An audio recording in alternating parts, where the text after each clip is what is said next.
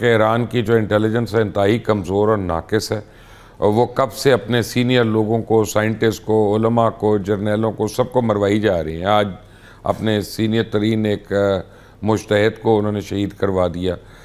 یہ بھی تو کہیں نہ کبھی ایران کے اپنے لوگوں کو بیٹھنا پڑے گا اور اپنا احتساب کرنا پڑے گا۔ بالکل صحیح ہے، بالکل صحیح ہے، بالکل صحیح ہے۔ کیونکہ اب کتنے لوگ رہ گئے وہاں پہ؟ سچی بات یہ ہے کہ لوگ کہتے ہیں کتنی دیر ہوگا۔ جی ہاں، البتہ یہ کہ یہ بات ہماری سوچ میں، یعنی مسلمانوں کی سوچ میں اور غیر مسلموں کی، خاص طور پہ یہ صہیونیوں کی سوچ میں ایک موٹا سا فرق ہی ہے کہ وہ اپنے مرنے والوں کی گنتیاں نہیں بتاتے۔ ہم اپنے مرنے والوں کی گنتیاں سج کر اور سنبھل کر اور اہتمام کے ساتھ بتاتے ہیں۔ ہمیں کیونکہ اعزاز حاصل ہو رہا ہوتا ہے کہ ہمارے اتنے لوگ شہید ہو گئے، صحیح بات، تو ہم اس کو گنتی کو چھپاتے نہیں ہیں، اور وہ لوگ اپنے جنازوں کو چھپاتے ہیں کیونکہ ان کے یہاں تو زندگی بس یہی ہے، مرنے کے بعد کا کوئی عالم ہی نہیں ہے، کوئی اور آخرت کا مفہوم ہی ان کے یہاں روشن نہیں ہے۔ تو ایک تو یہ والی بات ہے کہ ہمارے یہاں شو زیادہ ہوتا ہے، ہم چھوٹی چیز کو بھی زیادہ جنازہ اٹھائیں گے، ایک اہتمام سے اس کو سجائیں گے اور خاموشی سے اس کو دفنائیں گے نہیں۔ تو یہ ہم مسلمانوں کی میں بات کر رہا ہوں، ہم لوگ تو ایک تو یہ پہلو بھی ہے۔ اب ان کے کتنے اس میں مارے گئے ہیں، کون کون جنرل مارے گئے ہیں، وہ لوگ تو اس کو بتا بھی نہیں رہے، چھپا رہے ہیں، اور میڈیا کو بھی اجازت نہیں ہے زیادہ وہاں پر دخالت دینے کی کہ وہاں ان کے کتنا بڑا نقصان ہوا ہے۔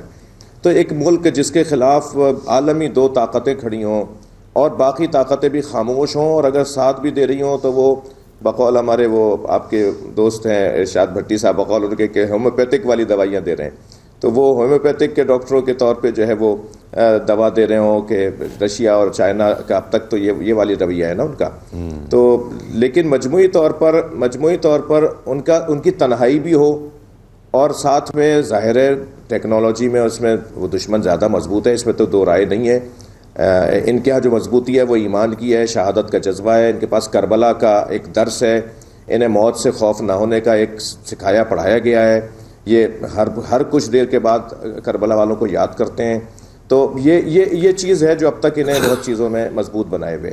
تو نقصان تو بہرحال ہوا ہے، اور اس سے میں جی اچھی بات ہے آپ نے ارشاد بھٹی کا حوالہ دیا، مجھے وہ بہت پسند ہیں، اتنے پسند ہیں جتنا آپ کو حافظ طاہر اشرفی پسند ہوں گے، تب اس سے زیادہ میں اس کی کیا تفصیل میں جاؤں۔ لیکن آخری سوال ہے میرا آپ سے، آخری سوال ہے کیونکہ وقت تھوڑا ہے، کہ آپ کے علم کے مطابق امام مہدی کا ظہور کب ہے؟ امام مہدی کے ظہور کی جو علائم بیان ہوئے ہیں، جو نشانیاں بیان ہوئی ہیں، وہ مجھے تو لگتا ہے 90% پوری ہو گئی ہیں، جو روایات میں احادیث میں آئی ہیں، کچھ قرآن کی تفاسیر میں آئی ہیں، یعنی آیات سے جو اشارہ ملتا ہے پھر تفسیر میں وہ بیان ہوتا ہے۔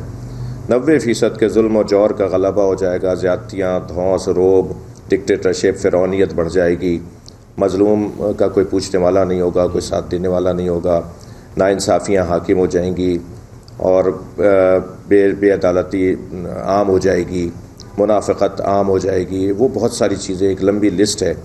تو زیادہ تر تو نشانیاں پوری ہو گئی ہیں، اور امام مہدی کے ظہور میں اپنے سنی بھائیوں کے لیے عرض کروں گا، میں اپنے عزیزوں کے لیے، کہ امام مہدی کا تصور عالم اسلام کا تصور ہے۔ معمولی سا گفتگو ہے کہ ولادت ہو چکی ہے یا ولادت نہیں ہوگی، مگر یہ کوئی نئی مسلمان ہے کہ جو یہ کہے کہ وہ ان کا کوئی تصور نہیں ہے۔ ایک امام مہدی ہیں جو آخری وقت میں آئیں گے اور دنیا کو عدل و انصاف سے بھریں گے اور ظلم کا خاتمہ کریں گے۔ مجھے لگتا ہے کہ ان کے آنے کے آثار شروع ہو گئے ہیں، اور اگر یہ جیسا کہ یہ لوگ کہہ رہے ہیں کہ یہ ہم انہیں ختم کریں گے، اور یہ در حقیقت ایک مذہب کی جنگ ہے اور دین کی جنگ ہے، وہ ایک مذہب لے کے بات کر رہے ہیں، ہم ایک اور مذہب کے ماننے والے ہیں یعنی اسلام کے۔ تو اب جب دو بڑی طاقتیں مذہب کی بنیاد پر، یعنی اسلام دشمن طاقت اسلام کو ختم کرنے کی بات کرے گی، اور اللہ کی مخلوق کو اس ناانصافی کے ساتھ، ایک مرتبہ ہوتا ہے کہ قتل کسی کا کیا جا رہا ہو، اس کا حق بنتا ہے کہ اسے قتل کیا جاتا، یعنی ما ورائے عدالت کا لفظ بھی چھوٹا پڑ رہا ہے یہاں پر کہ کون سا لفظ لایا جائے۔ زیادتیاں ہیں، ظلم ہے، دھونس ہے، کہہ رہا ہے مجھے کوئی نہیں روک سکتا۔ آپ ذرا گفتگو تو ٹرمپ کی ابھی گزشتہ 15 دن سے سنیں، ایسا لگتا ہے جیسے اس وقت کا فرعون اگر دیکھنا ہو، وہ فرعونیت والی گفتگو ہے، مجھے کون روک سکتا ہے، میں جاؤں گا چاہوں گا۔ کسی کو اٹھوا کے وزیر اعظم کو لے کے آ جاتے ہیں، کسی کو مروا دیتے ہیں، اور پھر کہتا ہے میری مرضی ہے، میری میں مالک ہوں۔ یہ جو اللہ کو پسند نہیں ہے، فرعونوں کو فرائنا سے تو قبریں بھری ہوئی ہیں، پورے قبرستان بھرے ہوئے فرعونوں سے، کیسے کیسے لوگ آئے جو مٹ گئے، ختم ہو گئے۔ مجھے لگتا ہے کہ امام کا ظہور قریب ہے۔ کہ ایران کی جو انٹیلیجنس ہے انتہائی کمزور اور ناقص ہے، اور وہ کب سے اپنے سینئر لوگوں کو، سائنٹسٹ کو، علماء کو، جرنیلوں کو، سب کو مروائی جا رہی ہیں۔ آج اپنے سینئر ترین ایک مجتہد کو انہوں نے شہید کروا دیا۔ یہ بھی تو کہیں نہ کبھی ایران کے اپنے لوگوں کو بیٹھنا پڑے گا اور اپنا احتساب کرنا پڑے گا۔ بالکل صحیح ہے، بالکل صحیح ہے، بالکل صحیح ہے۔ کیونکہ اب کتنے لوگ رہ گئے وہاں پہ؟ سچی بات یہ ہے کہ لوگ کہتے ہیں البتہ کتنی دیر ہوگا۔ جی ہاں، البتہ یہ کہ یہ بات ہماری سوچ میں، یعنی مسلمانوں کی سوچ میں اور غیر مسلموں کی، خاص طور پہ یہ صہیونیوں کی سوچ میں ایک موٹا سا فرق ہی ہے کہ وہ اپنے مرنے والوں کی گنتیاں نہیں بتاتے۔ ہم اپنے مرنے والوں کی گنتیاں سج کر اور سنبھل کر اور اہتمام کے ساتھ بتاتے ہیں۔ ہمیں کیونکہ اعزاز حاصل ہو رہا ہوتا ہے کہ ہمارے اتنے لوگ شہید ہو گئے، صحیح بات۔ تو ہم اس کو گنتی کو چھپاتے نہیں ہیں، اور وہ لوگ اپنے جنازوں کو چھپاتے ہیں کیونکہ ان کے یہاں تو زندگی بس یہی ہے، مرنے کے بعد کا کوئی عالم ہی نہیں ہے، کوئی اور آخرت کا مفہوم ہی ان کے یہاں روشن نہیں ہے۔ تو ایک تو یہ والی بات ہے کہ ہمارے یہاں شو زیادہ ہوتا ہے، ہم چھوٹی چیز کو بھی زیادہ جنازہ اٹھائیں گے، ایک اہتمام سے اس کو سجائیں گے اور خاموشی سے اس کو دفنائیں گے نہیں۔ تو یہ ہم مسلمانوں کی میں بات کر رہا ہوں، ہم لوگ تو ایک تو یہ پہلو بھی ہے۔ اب ان کے کتنے اس میں مارے گئے ہیں، کون کون جنرل مارے گئے ہیں، وہ لوگ تو اس کو بتا بھی نہیں رہے، چھپا رہے ہیں، اور میڈیا کو بھی اجازت نہیں ہے زیادہ وہاں پر دخالت دینے کی کہ وہاں ان کے کتنا بڑا نقصان ہوا ہے۔ تو ایک ملک جس کے خلاف عالمی دو طاقتیں کھڑی ہوں اور باقی طاقتیں بھی خاموش ہوں، اور اگر ساتھ بھی دے رہی ہوں تو وہ بقول ہمارے وہ آپ کے دوست ہیں ارشاد بھٹی صاحب، بقول ان کے کہ ہومیوپیتھک والی دوائیاں دے رہے ہیں، تو وہ ہومیوپیتھک کے ڈاکٹروں کے طور پہ جو ہے وہ دوا دے رہے ہوں کہ رشیا اور چائنا کا اب تک تو یہ والی رویہ ہے نا ان کا۔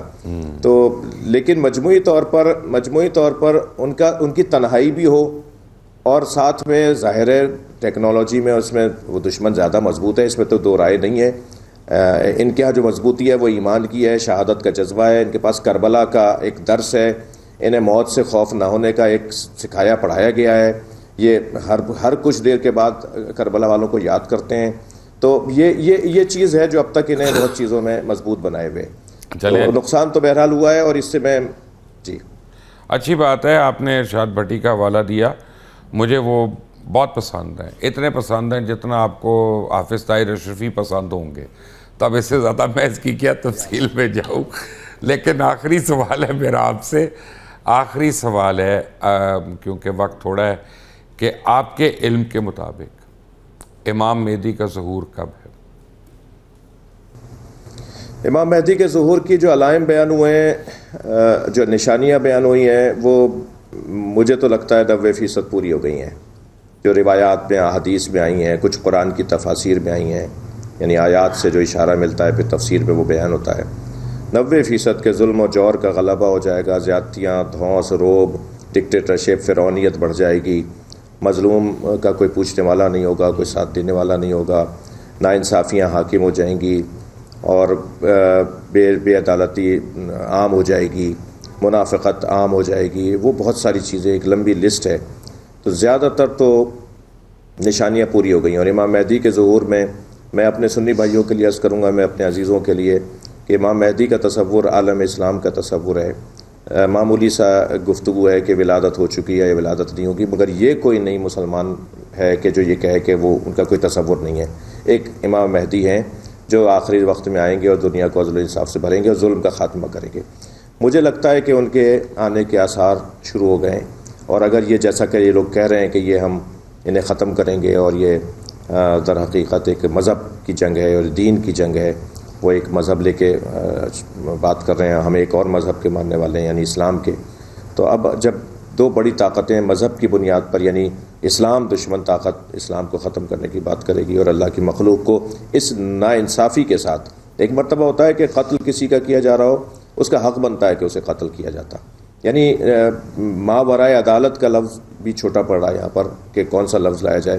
زیادتیاں ہیں، ظلم ہے، دھونس ہے، کہہ رہا ہے مجھے کوئی نہیں روک سکتا۔ آپ ذرا گفتگو تو ٹرمپ کی ابھی گزشتہ 15 دن سے سنیں، ایسا لگتا ہے جیسے اس وقت کا فرعون اگر دیکھنا ہو، وہ فرعونیت والی گفتگو ہے، مجھے کون روک سکتا ہے، میں جاؤں گا چاہوں گا۔ کسی کو اٹھوا کے وزیر اعظم کو لے کے آ جاتے ہیں، کسی کو مروا دیتے ہیں، اور پھر کہتا ہے میری مرضی ہے، میں مالک ہوں۔ یہ جو اللہ کو پسند نہیں ہے. فرعونوں کو فرائنہ سے تو قبریں بھری ہوئی ہیں, پورے قبرستان بھرے ہوئے فرعونوں سے. کیسے کیسے لوگ آئے جو مٹ گئے, ختم ہو گئے. مجھے لگتا ہے کہ امام کا ظہور قریب ہے.